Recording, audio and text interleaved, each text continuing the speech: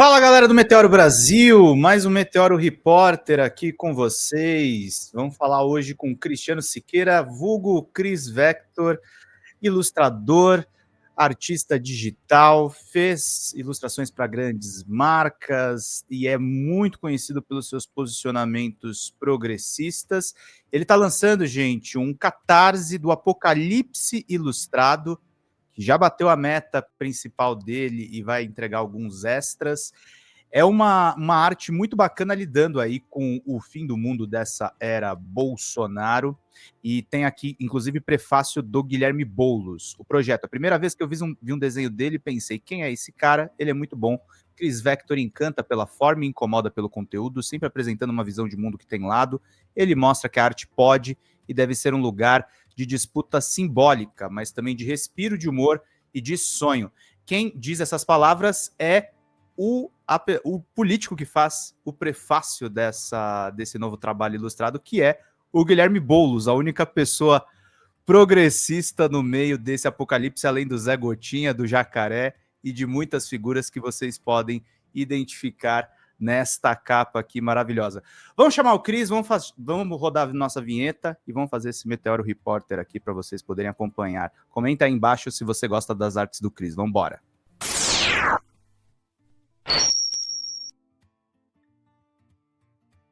Cris, obrigado por ter topado a entrevista. Parece que aquele papo com cerveja no protesto contra a PEC da bandidagem rendeu frutos, né, meu caro? Seja muito bem-vindo aqui ao Meteoro. Como é que você tá, meu querido? Tudo bom? Tô ótimo, tudo bom, Pedro? Obrigado aí pelo convite. Realmente, esses encontros assim, meio inesperados, né? Rendem as melhores coisas, assim. A gente foi lá porque, né, que tinha que ir, né, para fazer até que foi bom, né, todo mundo ir, né? Acho que a gente viu na semana aí como as coisas mudaram, né, no Congresso, como algumas certezas caíram lá, né, como alguns deputados votaram atrás lá.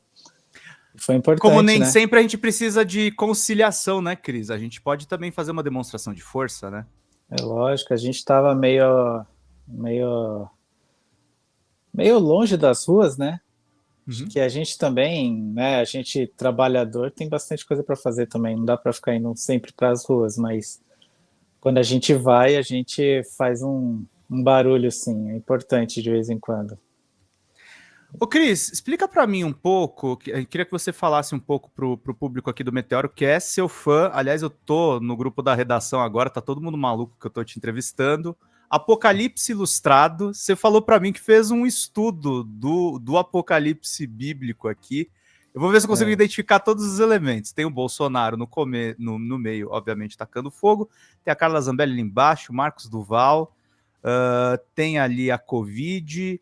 Tem o Carluxo do lado do pai, tem o Bananinha ali em cima, tem o pastor Silas Malafaia em cima de um caminhão com o Patriota, tem o Olavo de Carvalho representado pelo chapeuzinho entre os crânios, os mortos da Covid. Eu tô rindo porque é bonitinho, mas ao mesmo tempo a gente viveu uma tragédia em 4 anos. E aí o Guilherme Boulos ali fazendo o prefácio.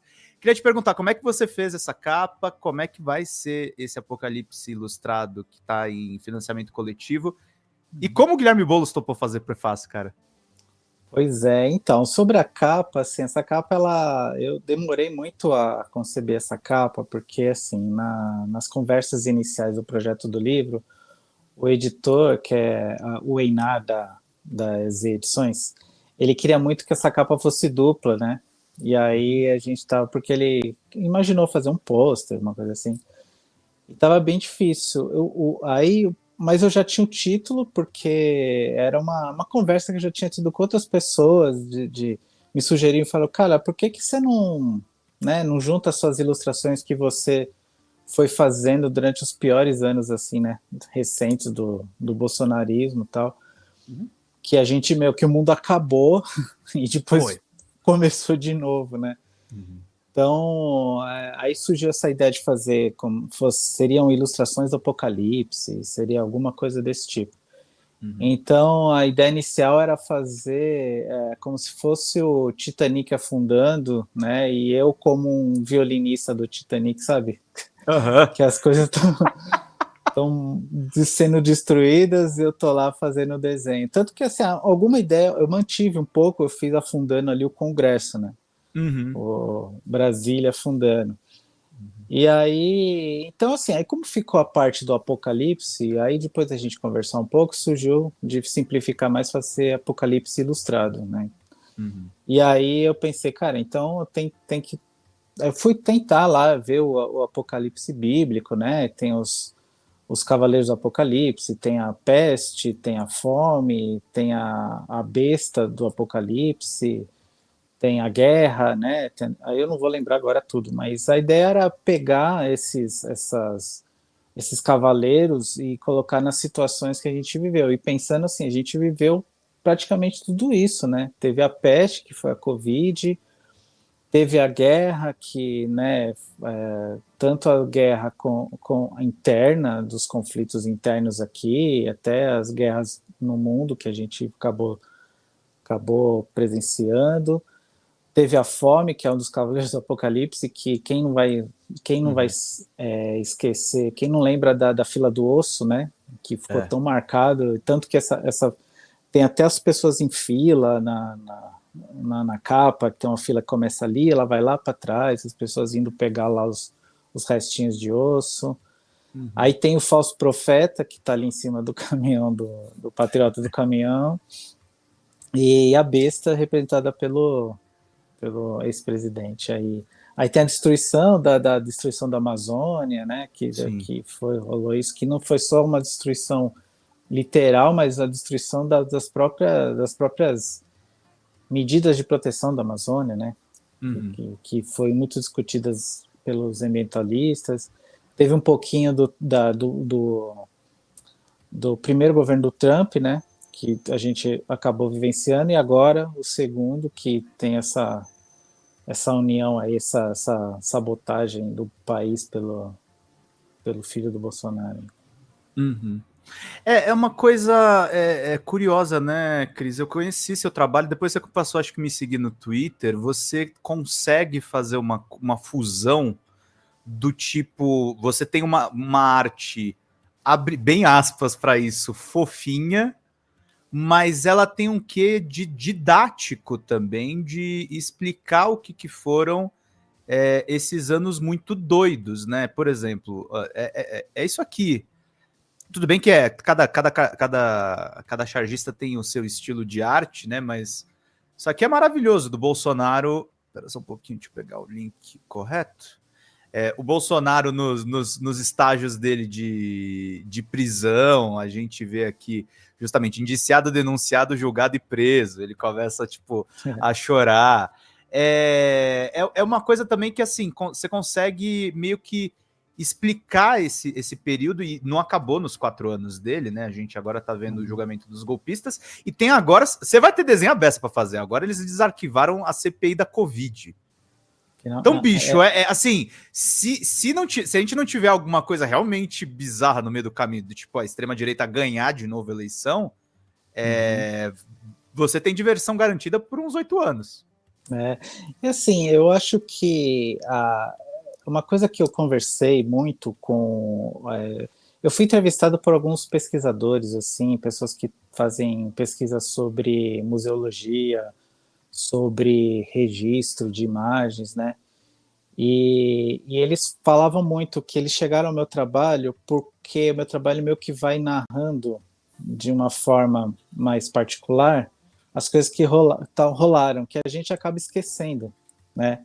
Mas fica registrada na imagem, assim. E assim, esse estilo de desenho que eu faço, eu acho que tem muitos temas que são pesados, né? E eu acho Uhum. que se você martela muito aquele peso, você acaba esquecendo aquele fato por pura autoproteção da mente, sabe? Quando a gente vive uma Uhum. coisa muito traumática, a gente acaba esquecendo. Aham. Agora, quando você satiriza e você leva para um outro setor da mente, aquela informação fica mais na cabeça. Tipo, vai lá tratando como piada tal, mas essa piada, ela tem um fundo de verdade, ela tem uma lembrança, né? Ela tem uma fonte. Então, a ideia do meu trabalho que eu tento fazer é isso. Eu primeiro que assim, eu gosto eu mesmo de rir dos meus trabalhos quando eu faço. Quando eu estou fazendo, eu acho que está engraçado, putz, eu acho que isso aqui vai ficar legal. Uhum. Então, eu gosto, assim, lógico que nem todo trabalho dá para se divertir, mas os que eu Uhum. tento fazer, tento sempre, sabe, trazer alguma coisa de divertida, porque eu Uhum. acho que as pessoas vão curtir, elas vão também compartilhar, eu acho que é importante isso. Aquela mensagem que eu estou tentando passar vai chegar nas pessoas, Uhum. e aí vai construindo essas narrativas assim que ficam por aí, e depois de um tempo as pessoas vão acessar e vão entender um pouco como que foi esse período que a gente está vivendo aí, que a gente vem vivendo. Você fez uma ilustração falando das séries, né? Que correu o mundo, que foi a morte trágica do Bruno e do Dom Phillips, né? Que eu acho que foi aquele assassinato no final do governo Bolsonaro que simbolizou as queimadas da Amazônia, o avanço sobre os povos originários, e explica um pouco, o problema não está totalmente resolvido, na verdade a gente vai levar um tempo até resolver isso, mas o alívio que a gente teve com a eleição do Lula, né? Uhum. Essas ilustrações foi uma coisa bem curiosa, porque assim, eu lembro que já se sabia do crime, né, que tinha acontecido alguma coisa com eles num domingo. E eu lembro que tinha até comentários, tinha jornalistas já fazendo matérias, tudo, mas parecia que o caso não estava tendo a repercussão, né? Estava muito assim ainda no setor muito fechado dos ambientalistas, não tinha ganhado assim a grande imprensa, sabe? Não tinha saído da bolha. Uhum. E as pessoas estavam desesperadas, assim, falando, gente, a gente precisa dar atenção para esse caso, isso é uma coisa importante. Os caras foram fazer o trabalho deles, simplesmente sumiram, ninguém sabe onde eles estão, né? A família está preocupada. Tem um jornalista internacional que sumiu, ninguém sabe onde o cara está. O governo, na época, não fazia muita questão de ir atrás, né? E o pessoal estava tentando dar repercussão para o caso. E aí na época eu participava de um grupo de um pessoal que fazia mobilizações assim na internet, principalmente no Twitter, né? E aí o pessoal falou, a gente precisa dar uma cara para isso, né? Aí eu falei, gente, eu vou fazer um retrato de cada um, e a gente coloca uma frase, e essa imagem vai ajudar a divulgar o rosto deles, e Uhum. também as pessoas a se manifestarem cobrando respostas, né? E foi Sim. isso. Aí eu parei tudo que eu estava fazendo numa tarde, fiz meio rápido assim os retratos deles e já começamos a soltar na internet, soltar nos grupos dos ambientalistas, jornalistas e tal. E isso foi rodando. Aí foi pro Twitter, virou trending topic, depois foi para Instagram. Começou com era a ilustração dos dois e começou tipo encontrem Dom e Bruno, que eles ficaram Era, desaparecidos alguns dias, né? eu acho que a frase era cadê Bruno e Dom? Uma coisa assim. Onde estão Bruno e Dom? Porque até então, realmente, tipo, isso foi eles souberam que eles tinham desaparecido no domingo, e essa mobilização começou a pegar mesmo numa quarta-feira, sabe? Já eram alguns dias já. Uhum. E aí isso estourou, né? Aí começou a sair na imprensa, aí começou essa pressão para cima do governo, e foi aí que começaram a enviar pessoas para lá, né, para saber o que tinha acontecido. E aí depois que encontraram acho que souberam que eles infelizmente tinham sido, né, assassinados, e aí mudou a campanha, foi por justiça para saber quem tinha mandado, quem tinha feito. E isso foi rodando assim.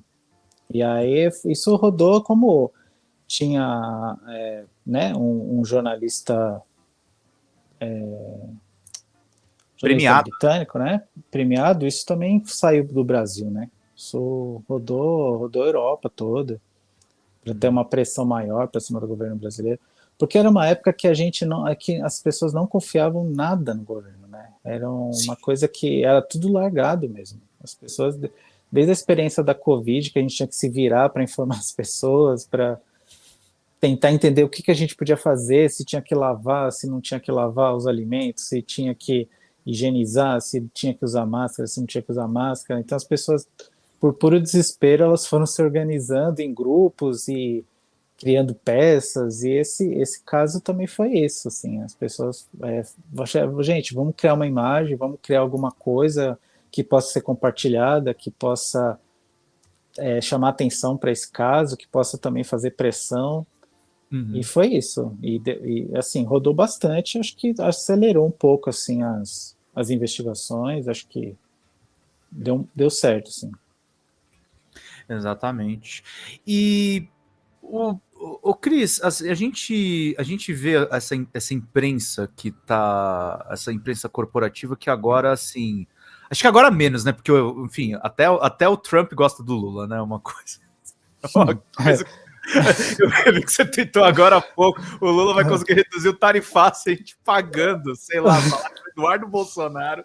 Pra ele, não, vamos fazer uma guerra no Brasil, né? Tipo, basicamente Não, isso que a gente faz. Mas eu ia te perguntar, porque você se descreve como ativista, e assim, a imprensa é muito doido, né? Ela combateu o Bolsonaro no período da pandemia, a Folha era ridicularizada no cercadinho, para os caras, assim, em nome da campanha do Tarcísio, do tipo, publicar artigo do Bolsonaro falando sobre democracia. É muito louco, assim, é quase esquizofrênico como a imprensa se porta. No seu caso, que você ainda lida com charge, você nem tá lidando com texto, com dados, você tá lidando com literalmente desenho. Você não conseguiria fazer uma linha de desenho diferente da que você faz hoje, né? Cara, eu acho que É muito não, difícil, né? assim, eu acho que assim, o meu desenho ele acaba sendo uma extensão do que, assim, se eu tivesse habilidade com texto, talvez eu escrevesse, né?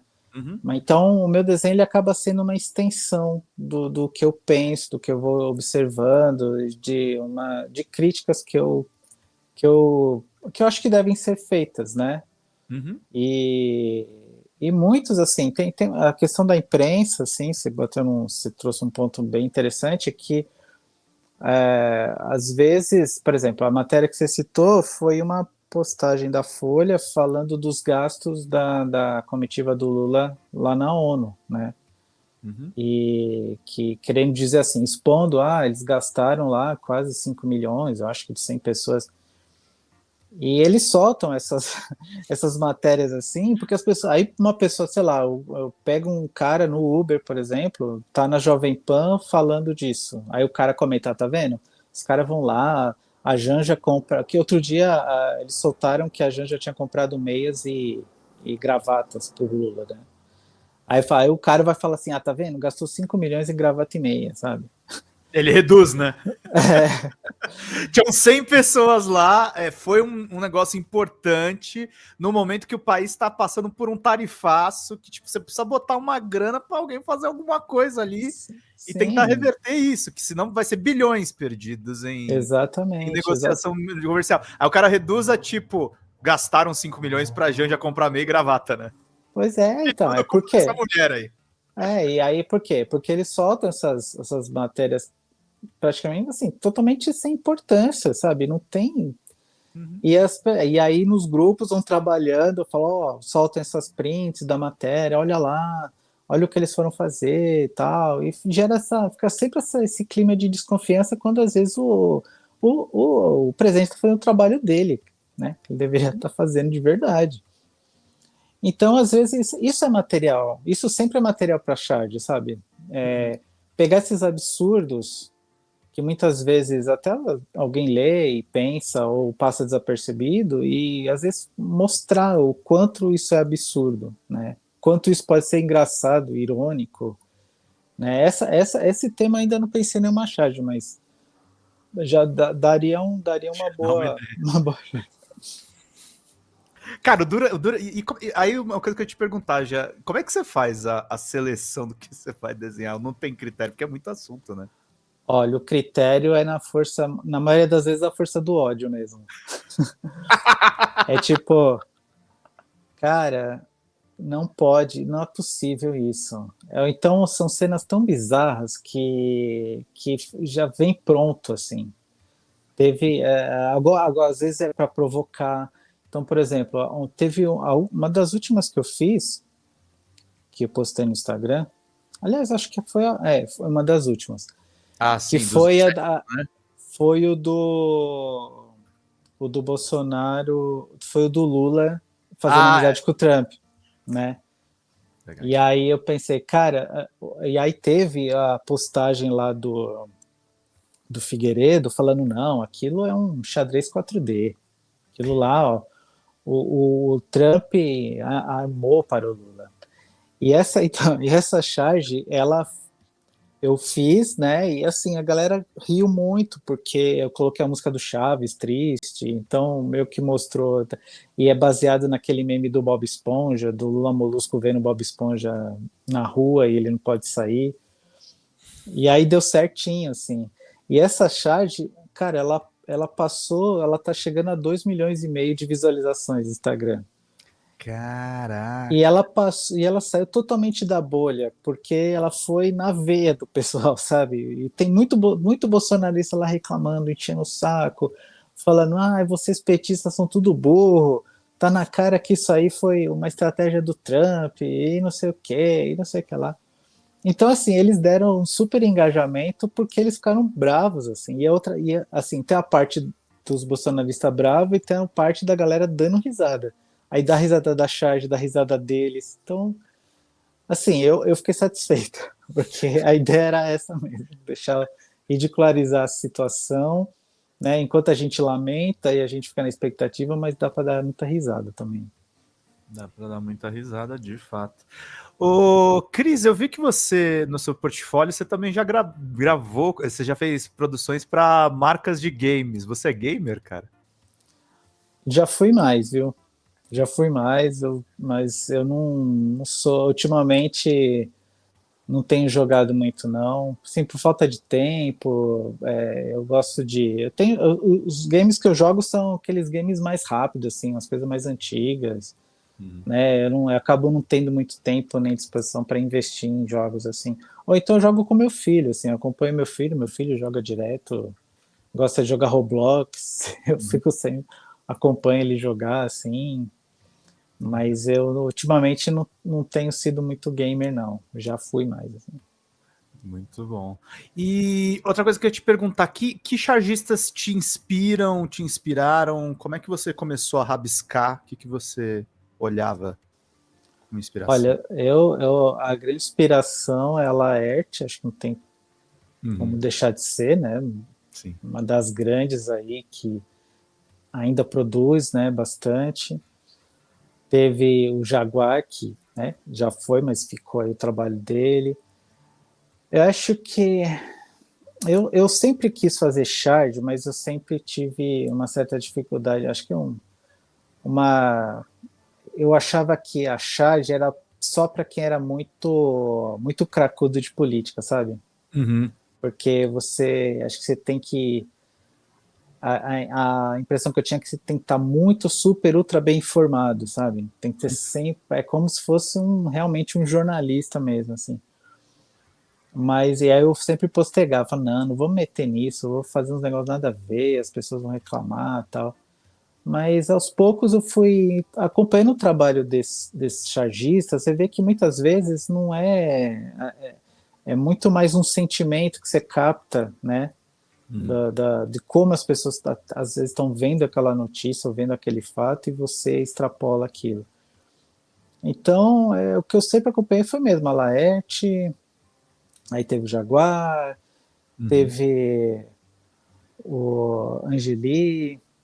A turma do Piratas do Tietê, Sim, sim. assim. Sim, eu tô tentando. Tem o Gilmar também, que é muito bacana, que eu tive o prazer de conhecê-lo na militância mesmo, né? O trabalho dele eu conheci mais nessa época. Uhum. Deixa eu tentar lembrar quem acompanha. É, Internacional tem mais alguns? Internacional, eu sempre gostei do Crumb, né? Do trabalho do Crumb, principalmente dessa parte absurda e um pouco do traço, assim, né? Tipo, Tipo de essa umas charge do viagens. Vampetaço.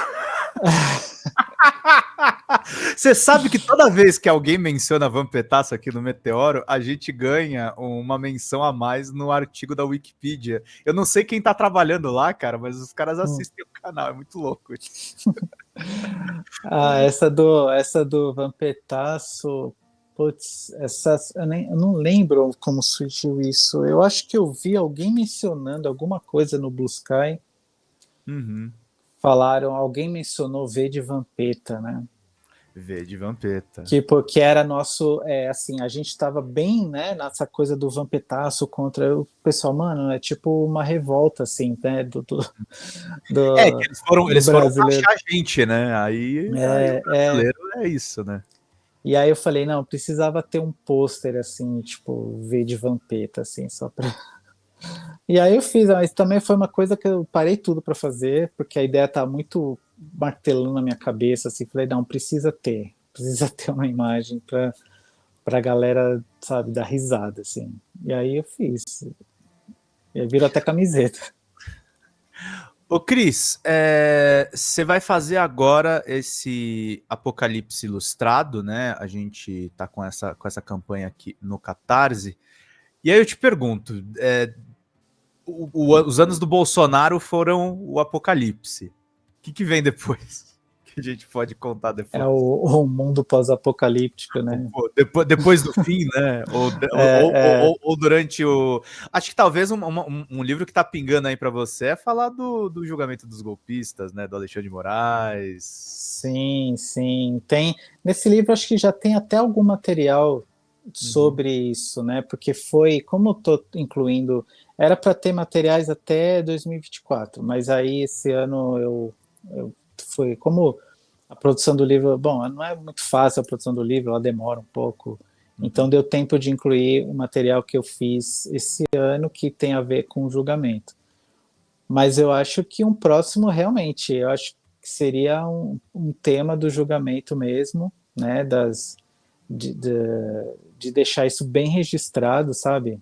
Uhum. Principalmente deixar registrado impresso, porque essa é uma conversa que eu também tive com outras pessoas sobre essa questão do As nosso redes, né? material, do nosso material criativo tá sempre numa plataforma, né? Tá Uhum. sempre numa rede social e a experiência que a gente teve com o fechamento e abertura do Twitter mostrou que a gente não pode depender Minhas muito, né? reportagens eu tive que transformar em livro aqui, porque e eu não tô nem falando de rede social, tem um site. Só que Uhum. aquele negócio assim, tive vontade assim, pô, as melhores acho melhor dar um jeito de publicar. Nem ligo, não precisa vender muito, não. É só para ter o registro que eu falei. Se acabar o mundo, tá salvo aqui. Então, a gente se proteger do incêndio, né, da Biblioteca de Alexandria. E é engraçado que se inverteu tudo, né? Agora não são os livros que queimam, mas a rede social que pode simplesmente fechar o cara, sabe? Você pode ter a sua conta excluída. Então, assim, nesse processo de sair do Twitter, ir para o Blue Sky e Hum. depois muitas pessoas voltaram. Eu não voltei porque eu acho que eu me dei muito bem lá no Blue Sky, eu acho que me atende bem, sabe? Assim, eu encho o saco de quem volta, mas eu compreendo, assim, também não vou ficar. Acho que cada um sabe onde engaja, né? Mas eu tô bem lá. E aí, só que no Twitter eu demorei para voltar e eu acabei perdendo minha conta também. Então, assim, Putz, tudo que eu foi tudo tinha pro lá espaço. sumiu. E aí É. isso me fez pensar, falei, caramba, meu, a gente está muito dependente disso, né? Então, Sim. o que a gente puder trazer de, de, de, de material criativo, sair das redes para trazer impresso e que as pessoas possam ter isso, né? Guardar, porque a gente não sabe se daqui a 20, 30 anos a gente vai ter acesso a esse material. Hoje está tudo aí, né? Mas e depois? E daqui a 30 anos? Né? Quando a gente quiser estudar essa era? A gente não sei se vai ter. Uhum. Né? A gente está A muito gente na dependência de algum bilionário doido aí. Então, Não, e esses caras, né, agora, qual foi realmente o grande problema do Twitter, né? Eles entraram de cabeça na política, né? E quando eles entram de cabeça na política, eles não viram socialistas comunistas, eles viram de extrema direita. E aí você se vê no momento que você tá numa plataforma, que você falou do Twitter, eu não saí do Twitter, mas eu tô muito protocolar lá dentro, né? Eu posto o link e saio correndo, né? Porque se ficar ali para vendo, você mergulha num mar de nazi, né? ou você vira nazi ou você compra criptomoeda, né? Ou ver pornô, né? Às vezes aparece Ou pornô. na sua cara, assim. Acabou. E foi aquela. E era a rede, você lembra, né, Cris? Acho que pelo menos no meu caso, assim, era a rede que eu mais investia, cara. Ficava Sim. lá, cracudo de internet, olhando as coisas, o que as pessoas postavam e tal. Eu nem ligava pro Instagram. E aí, hoje em dia, sobrou o Instagram e o resto. O Twitter, acho que ainda agora, pelo que eu entendi, né, pelo que eu vejo das pessoas, deve estar voltando àquela questão de ser a rede que os jornalistas mais estão. E aí eles acabam falando sobre o Twitter, né, sobre as coisas que acontecem no Twitter. Esses dias tem na Folha de São Paulo, tem uma editoria lá que eles chamam de hashtag, né, então eles pegam as coisas que estão rolando na internet. E era só postagem no Twitter. Eu até postei no Buscar e falei, nossa, legal, né? Uma editoria que fala da internet e só pega o Twitter. E tipo, para dar uma cutucada, porque tem coisas rolando que não estão no Twitter, sabe? O próprio Blue Sky. O Blue Sky tem dinâmicas próprias. Ele tá lá com as pessoas, inclusive tem um engajamento muito maior dos progressistas e tal. Tem o próprio. Até uma rede que eu odiava. Na verdade, eu ainda odeio. Eu tô lá porque, infelizmente, algumas pessoas foram para lá. Até a bagaça. O LinkedIn tem muito texto merda, mas tem umas coisas lá, tipo, principalmente para a área de tech. Os caras estão postando as vagas, a questão das empresas, as demissões. Muita demissão a gente fica sabendo pela mudança de status dos funcionários, né? Mas assim, hoje em dia não dá. Você ficar dependente de uma rede só. Aliás, você ficar. Eu fico relutante até aquele negócio, porque o Twitter hoje, para você ter engajamento, você tem que pagar. Eu não pago, cara. Exatamente. Já basta os meus dados já pegar. Não, o breve momento que eu tive antes de sumir de vez do Twitter, assim, o engajamento era pífio. Eu tinha mais de, acho que quase 85 mil seguidores, o que, assim, era bastante, mas... E não dava, e assim, a parte de engajamento, eu sentia que no Blue Sky eu tinha mais, porque no Blue Sky tem uma questão maior de comunidade mesmo, porque você segue e aquilo que você segue aparece na sua timeline, não tem, sabe, como era o Twitter antes. E assim, me atende, assim, eu vendo meus livros lá, eu converso com as pessoas por lá mesmo, tem as piadas, você falou, tem coisas que só rolam no Blue Sky, tipo, às vezes no Twitter tá rolando um negócio nada a ver, e no Blue Sky o pessoal tá discutindo lá uma matéria do Gugu, que esses dias resgataram uma entrevista lá que o Rafael Ilha deu, que falou que o Gugu era ativo, e o assunto ficou esse. Então, assim, a galera que abriu o Buscar e falou, caralho, aqui tá rolando uns negócios nada a ver, mas a galera tudo rindo. Eu tenho os comentários da novela que a galera... Sim. Então, assim, é muito mais... eu acho que o Buscar é mais acolhedor, assim, sabe? Você sente que você tá realmente perto dos seus amigos, sabe? Sim. E na verdade aquela coisa, né? O que tornou as redes sociais hostis foi a extrema-direita, né? Essa lógica aí desses bilionários. Tem muita gente legal na internet, tem muita coisa boa para fazer. Tem. Uma pergunta que eu tenho para te fazer, que é o problema de 99 entre 100 chargistas. E quando pegam tuas artes e não dá crédito, nada. Mas ao mesmo tempo você fica feliz quando também pegam politicamente para militar? Assim, eu tenho sentimentos conflitantes. Eu acho que é lógico que quando você acredita, né, você... Além de me ajudar... Eu conheci te acreditando. Não sei se você cobrou crédito ou se eu quis dar, mas eu falei, cara, esse cara desenha foda. Eu botei lá, por Chris Vector. Aí acho que a gente começou a conversar. Não, então, eu acho assim, quando acreditam, as pessoas me ajudam, porque, né, e ajudam as outras pessoas também, porque às vezes perguntar, mas de onde veio esse desenho? Quem fez, sabe? E aí, em vez de a pessoa ficar respondendo todo mundo, é só botar o crédito lá, todo mundo vem.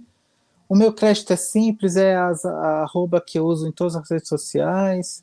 Então, é mais fácil, assim. Acho que me ajuda porque ajuda a ampliar mais o meu trabalho, né? Ajuda também porque informa. Mas assim, com relação ao uso do meu trabalho, a maioria dos meus trabalhos eu faço para rodar mesmo. Acho que é importante rodar, sabe? Uhum. Lógico, tem trabalhos que são encomendas, mas mesmo as encomendas, assim, eu acho que também é bom, porque é bom para quem encomendou, dá mais visibilidade, sabe? Uhum. Eu acho que tem uma coisa assim, tem a mensagem, tem o que aquela ilustração vai mobilizar, e tem também que tá, as coisas que estão juntas, assim, acho que é importante. Sim, sim. Eu sempre acho melhor criticar, que é acreditar, Cris. Criticar também, mas Uhum. não nesse caso. Acreditar, porque eu acho que, cara, é uma coisa. Mesmo se você botou só para circular, sabe? Arte. Ainda mais agora nessa era das IAs, né? Que virou agora. Então, Agora, agora é a zona. isso é uma coisa que eu ia falar também, porque agora, além de você acreditar e você estar ajudando o autor, você também sabe que mostra para as pessoas que aquilo não é IA, né? Que aquilo foi uma pessoa de verdade que criou. Porque as IAs, assim, tá distorcendo até a percepção das pessoas sobre o que é ilustração. É muito louco. As pessoas estão deixando de achar que aquilo foi criado por alguém, né? Que aquilo agora tudo que é desenho é IA.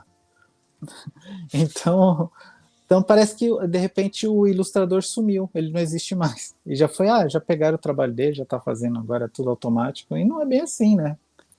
É o que o Então, Nicoleles fala, né? Não é a tecnologia do futuro, né? Ela só vive do passado e se você não cria mais nada, ela vai destruir o seu futuro, né? exatamente, exatamente.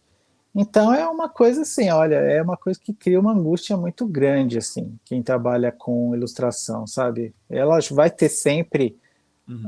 vai ter sempre ilustração, as pessoas vão fazer seus desenhos e tal, mas assim, diminui o mercado de trabalho, distorce a percepção das pessoas sobre o que é quem faz aquele trabalho, né?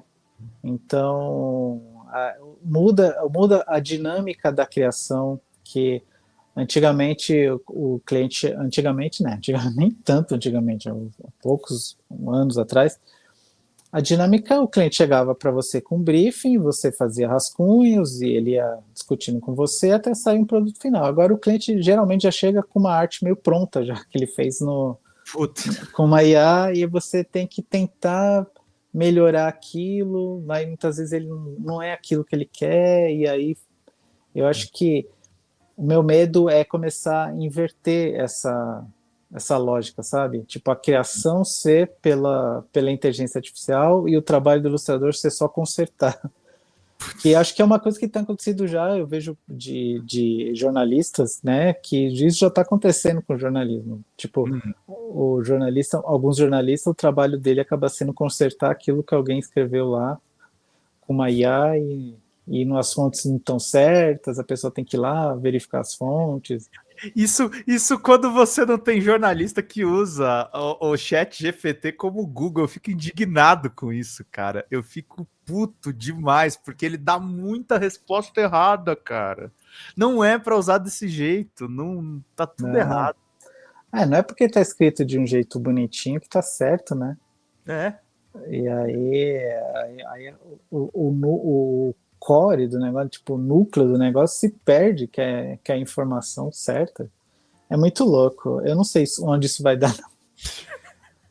Dá medo até de pensar, né? O que É, vai dar? eu nunca imaginei que o mundo pós-apocalíptico fosse uma coisa parecida com tipo, né, o pessoal tudo perdido, olhando, acreditando em espelhos distorcidos, é muito louco isso. Porque essas IAs, né, elas funcionam, por exemplo, a pessoa que faz terapia com o chat GPT, né, aquilo é um espelho totalmente distorcido das coisas, né, é um negócio baseado em informações totalmente distorcidas, e ele te dá aquilo como verdade, e as pessoas acreditam e reproduzem aquilo, e gera mais distorção em cima de distorção. É como se tudo fosse a Xerox da Xerox, sabe? Quando você vai fazendo Xerox da Xerox, é cada vez mais zoado, assim. É muito louco. Muito louco. Querido, tem mais alguma coisa que você gostaria de falar nessa entrevista aqui no Meteoro que eu não te perguntei? Eu sempre faço isso para todo mundo. Assim. Cara, acho que não, acho que pena que o papo não se estenda mais, mas tá ótimo. Eu acho que não, eu só gostaria que as pessoas, né, dessem uma olhada lá. Você acha que o pessoal vai mais pra rua igual a gente fez agora em setembro? Olha, eu acho que os caras estão provocando, né? Eu Então, acho que tem essa parte aí da chantagem que eles tentaram começar a fazer, né? Falaram que está resolvido, mas eu não sei, que é condicionar pautas que são importantes, a votação de pautas que são importantes para muita gente, tipo escala 6 por 1, isenção de imposto até 5 mil, imposto de renda, né? Para quem ganha abaixo de 5 mil.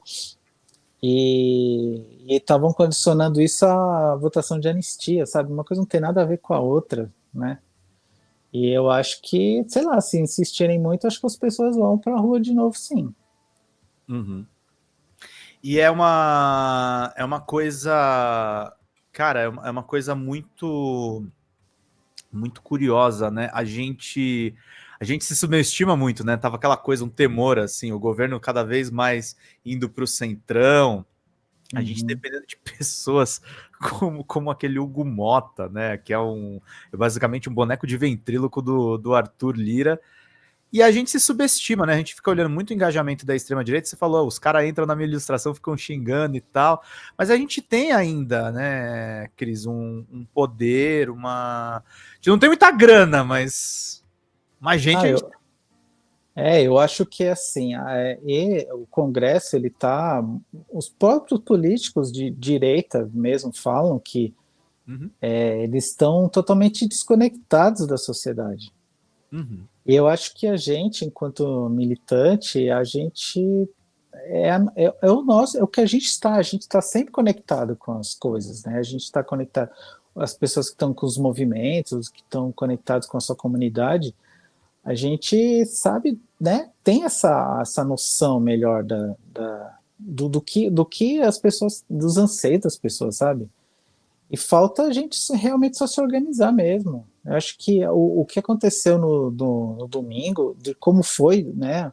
Um negócio que foi organizado tão rápido assim, foi uhum. porque, primeiro, que já estava todo mundo revoltado com aquilo já há um tempo, não era só daquela semana.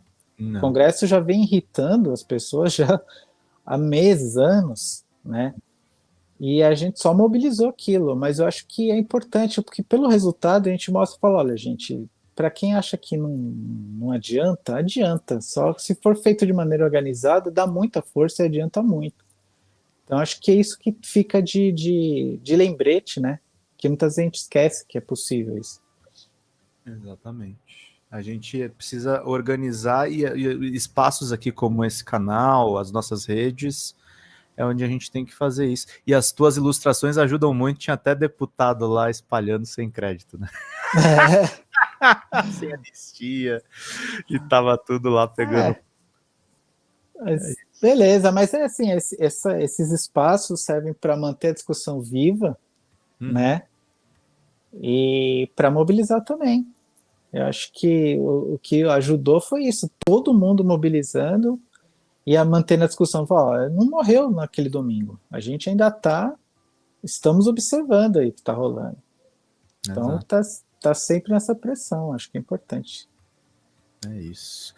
Cris Vector no Meteoro Brasil. Cris, obrigado. Sigam ele nas redes sociais, é @Cris Vector no Instagram, no Blue Sky, em todas as redes. Meu querido, se cuida, um abração, viu? Obrigado, Pedro, e fala para as pessoas lá, se puder apoiar o projeto do livro lá no Vai estar o link na Catarse, descrição. vai estar pelo menos até começo de outubro, né? Aí depois só na editora, aí vai ficar muito mais caro, não vai ter recompensa também. Obrigado, Cris. Se cuida. Boa tarde, meu cara. Se cuida. Até mais. Tchau, tchau. Tchau. É isso aí, gente. Fechando aqui o nosso Meteoro Repórter e vamos de créditos finais, agradecendo a presença de todos vocês.